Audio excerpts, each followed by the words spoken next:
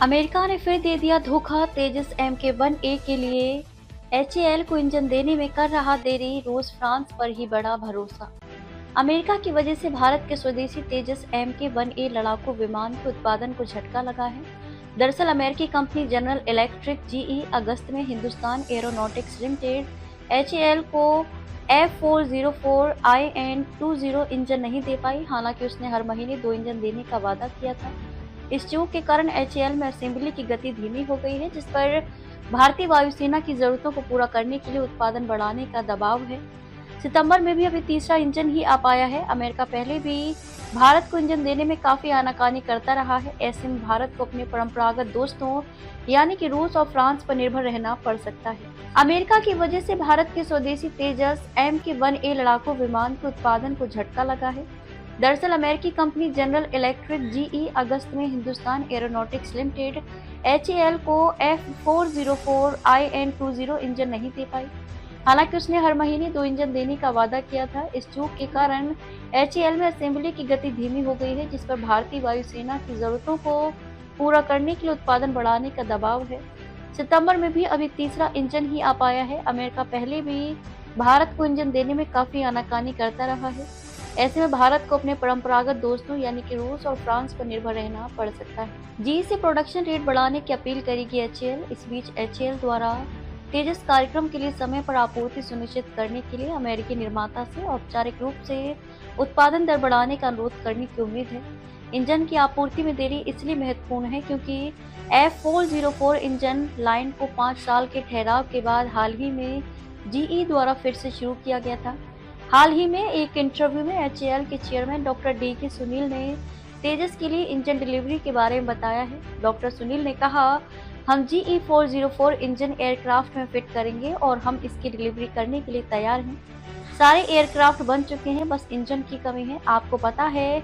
और general electric ने हमें बताया था कि वह इसकी प्रक्रिया को तेजी से पूरी करेगी, मगर इसमें देरी हो रही है।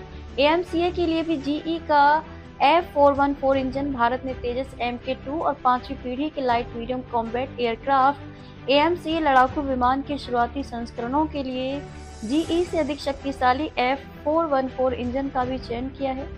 हालांकि भारत में इंजनों के संयुक्त उत्पादन के लिए जून 2023 में GE के साथ एक समझौता ज्ञापन पर हस्ताक्षर किए गए थे, लेकिन अभी तक इस सौदे में कोई खास प्रगति नहीं हुई है। हालांकि हालिया रिपोर्टों से पता चलता है कि 113 इंजनों के लिए इस सौदे पर जल्द ही हस्ताक्षर किए जाएंगे और इसके लिए HAL की एक टीम इसी महीने अमेरिका का दौरा करेगी। GE ने विकसित किए जा रहे तेजस MK2 जेट विमानों में इस्तेमाल होने वाले 10 F414 इंजन पहले ही दे दिए हैं।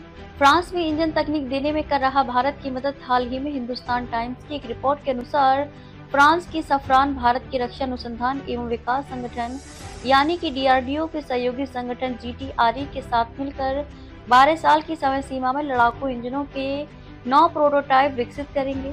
शुरुआत में इन इंजनों को 120 किलो न्यूटन की शक्ति के साथ विकसित किया जाएगा, मगर 12 साल की अवधि के अंत तक इनकी क्षमता 140 किलो न्यूटन तक बढ़ जाएगी।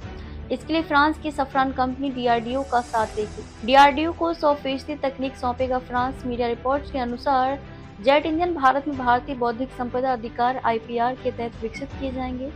इसमें सफरान इंजन की 100% पूरी तकनीक DRDO को ट्रांसफर करेगा।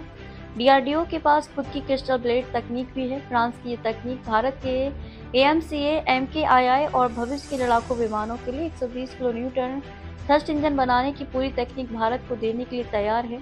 रूस भी कर रहा भारत को इंजन सहयोग। रूस वर्तमान में भारत के Su-30 MKI विमानों को AL-31FP इंजन दे रहा है। माना जा रहा है कि रूस भारत को अपने नए स्टील फाइटर Su-57 में इस्तेमाल होने वाले AL-51F1 इंजन को बेचने का प्रस्ताव दे सकता है।